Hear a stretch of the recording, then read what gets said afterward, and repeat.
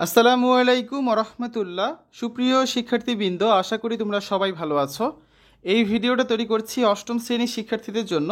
2024 সালের অষ্টম শ্রেণীর ডিজিটাল প্রযুক্তি বার্ষিক পরীক্ষার নমুনা প্রশ্নপত্রের সমাধান নিয়ে আজকে আমরা আলোচনা করব। এনসিটিভি থেকে এই নমুনা প্রশ্নপত্র দেওয়া হয়েছে, যার আলোকে তোমাদের বার্ষিক পরীক্ষা অনুষ্ঠিত হবে তোমাদের নিজ নিজ বিদ্যালয়ের শিক্ষকদের প্রশ্ন দ্বারা। তো এই নমুনা প্রশ্নপত্র কেন দেওয়া হয়েছে?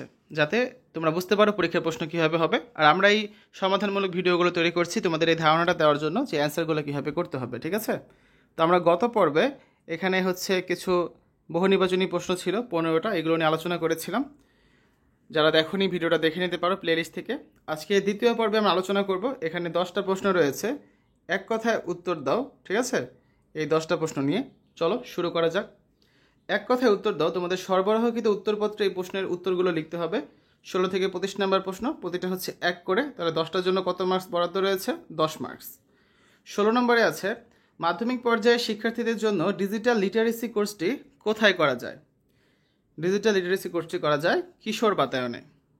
17 নম্বর, ভোক্তার কাছ থেকে পণ্য সংগ্রহ করে কোনো ব্যবসায়ী যখন এটি অন্যের কাছে বিক্রি করে তা কোন ধরনের ই কমার্সের উদাহরণ? এটা হচ্ছে কি? ব্যবসায়ী থেকে ভোক্তা। তারপর 18 নম্বরে হচ্ছে ধারণ ক্ষমতার চেয়ে বেশি ডেটার উপস্থিতিকে কি বলে? ধারণ ক্ষমতার চেয়ে বেশি ডেটার উপস্থিতিকে নেটওয়ার্ক কনজেশন বলা হয়। 18 গেল। 19 নম্বর কি? ট্রুথ টেবিলে 2টি ইনপুট নিলে সম্ভাব্য মোট কতটি ঘটনা পাওয়া যায়? মোট 4টি ঘটনা পাওয়া যায়, ঠিক আছে?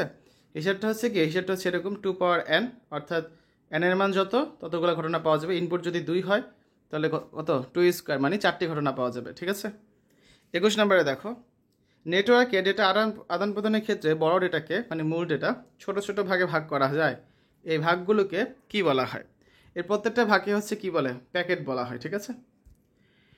তারপর 21 নম্বর, ওয়াকি টকিতে দুজন পুলিশ অফিসারের কথোপকথন কোন ধরনের ডেটা ট্রান্সমিশন মোড? এটা হচ্ছে কি? হাফ ডুপ্লেক্স মোড, কারণ একজন যখন কথা বলে আরেকজন তখন শুনে, তারপর হচ্ছে আবার আরেকজন কথা বলে, সে দুজন কিন্তু কথা বলতে পারে না। 22 নম্বর, কোনো ভ্যারিয়েবলে যদি সত্য অথবা মিথ্যাকে তথ্য হিসেবে জমা রাখতে চাই সেটা কি ধরনের তথ্য হবে? সেটা হবে কি? BLL, বুল তথ্য। তারপর 23 নম্বর, নেতিবাচক বা বিপরীত ঘটনাকে আমরা প্রকাশ করতে পারি কি দিয়ে? এটাকে আমরা প্রকাশ করতে পারি লজিক্যাল নট দিয়ে। 24 নম্বর, প্রতিটি এনআইসি কার্ডে নির্মাতা কর্তৃক নির্ধারিত একটি অনন্য ঠিকানা থাকে, তার নাম কি? তার নাম হচ্ছে কি? Mac address.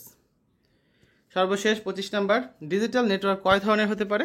ডিজিটাল নেটওয়ার্ক 2 ধরনের হতে পারে। তো শিক্ষার্থীরা, এই হচ্ছে আজকে আলোচনা। আমরা আগামী পর্বে এখানে কিছু সংক্ষিপ্ত প্রশ্ন রয়েছে, 10টা প্রশ্ন। এই 10টা প্রশ্ন নিয়ে আলোচনা করব, যেটা তোমরা দেখতে পাবে হচ্ছে 3 নাম্বার পর্বে। এভাবে করে কয়েকটা পর্বে আমরা সম্পূর্ণ নমুনা প্রশ্নের সমাধানটা করে দিব। এরপর হচ্ছে আমরা অধ্যায়ভিত্তিক সাজেশন আকারে কিছু ভিডিও দিব, যেহেতু এখনও হাতে 2 মাস সময় রয়েছে। ভালো করে পড়বে, আশা করি পরীক্ষা নিয়ে কোনো টেনশন করতে হবে না।